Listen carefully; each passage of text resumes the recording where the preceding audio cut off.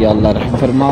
रहीमयार district तहसील सादकाबाद में लंडा बाज़ार में आग लग गई और करोड़ों रुपयों का नुकसान, और अभी तक कोई इंतज़ामिया नज़र नहीं आ रही।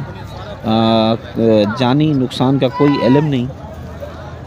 बस दुआ कीजिएगा अल्लाह ताला रहम करे। इतनी ख़तरनाक आग जो लंडा बाज़ार था सादकाबाद ज़िला रहीमयार ख़ान में तहसील सादकाबाद में, और इंतहाई अफसोसनाक वाक़या हुआ है।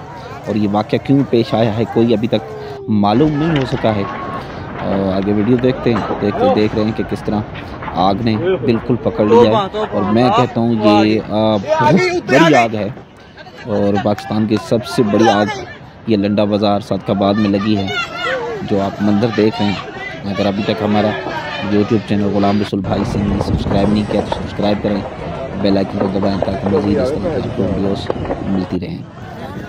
बाकी वीडियो देखते रहें।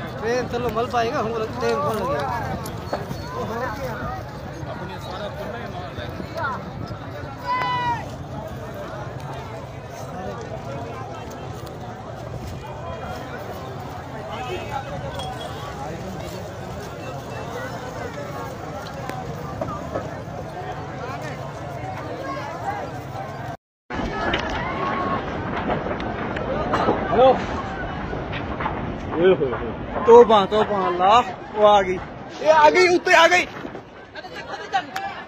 उत्ते आ गई।